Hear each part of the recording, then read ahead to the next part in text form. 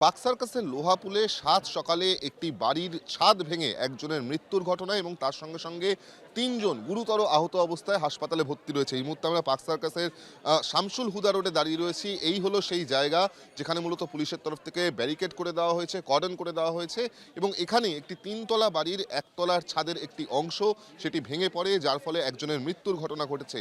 পরিবারের ৫ জন সদস্য সেই সময় বাড়িতে ঘুমাচ্ছিলেন এবং যেটা জানা যাচ্ছে যে এর আগে থেকে বেশ কিছুদিন ধরেই কিন্তু পরিবারের তরফ থেকে বলা হচ্ছিল এই বাড়ির মালিককে যাতে বাড়িটিকে রিপেয়ারিং করে, বাড়িটিকে মেনটেনেন্স করে, কিন্তু বারবার বলা সত্ত্বেও কোনো রকম কোনো মেনটেনেন্স বা কোনো রকম কোনো রিপেয়ারিং করা হয়নি, এমনটাই অভিযোগ উঠছে।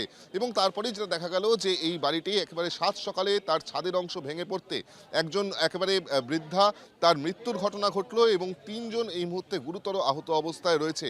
প্রত্যক্ষদর্শী একজন তিনি যেটা জানাচ্ছেন যে মূলত একেবারে এই বাড়িটি যে ভয়াবহ অবস্থায় ছিল, যেভাবে কোনো রিপেয়ারিংয়ের কাজ করা হচ্ছিল না, মেনটেন্যান্সের কাজ করা হচ্ছিল এবং বাড়ির ওপরের অংশে জল জমতে জমতে সেখানে যে একটা সমস্যা তৈরি হয়েছিল সেই কথা কিন্তু বারবার বাড়ির মালিককে বলা হয়েছিল, কিন্তু সেই কথায় তিনি কোনো রকমভাবে কোনো কর্ণপাত করেনি, যার ফলে এই ঘটনা এমনটাই কিন্তু অভিযোগ করা হচ্ছে। শুধুমাত্র এই বাড়িটি নয়, এই বাড়িটির আশেপাশে যে সমস্ত বাড়িগুলি রয়েছে সেখানেও কিন্তু একই রকম অবস্থা হয়ে রয়েছে, রিপেয়ারিংয়ের প্রয়োজন রয়েছে, এমনটাই তারা জানাচ্ছেন। স্বাভাবিকভাবে এই ঘটনার পর এলাকায় কিন্তু একটা আতঙ্কের তৈরি হয়েছে, কারণ এর আশপাশে যে সমস্ত বাড়িগুলো রয়েছে সেখানেও কিন্তু একই অবস্থা রয়েছে এবং সেখানেও একই ধরনের অভিযোগ উঠছে।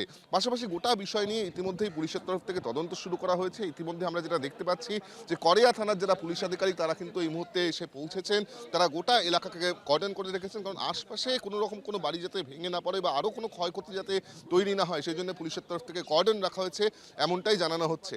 পাশাপাশি কিভাবে এই ঘটনা ঘটলো, এর জন্য কার দায়ভার, সেই সমস্ত বিষয় নিয়ে কিন্তু ইতিমধ্যেই প্রশ্ন উঠতে শুরু করেছে। একদিকে যেরকম পরিবারের সদস্য এবং স্থানীয় বাসিন্দারা বলছেন যে এই ঘটনায় বাড়ির মালিক তিনি কিন্তু দায় এড়াতে পারেন না, অপরদিকে আমরা যেটা জানতে পাচ্ছি যে এই মৃত্যুর ঘটনায় ইতিমধ্যে পুলিশের তরফ থেকে একটি মামলা রুজু করা হচ্ছে এবং সেই মামলা রুজু করার পর তদন্তকারী আধিকারিকরা এই ঘটনার জন্য যিনি বা যারা দায়বদ্ধ তাদের বিরুদ্ধে আইনানুগ ব্যবস্থা নেওয়া হবে, এমনটাই কিন্তু পুলিশের তরফ থেকে জানানো হচ্ছে।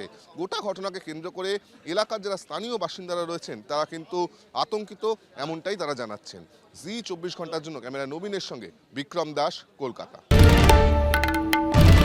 বাংলার আওয়াজ, বাঙালির আবেগ, জি ২৪ ঘন্টা।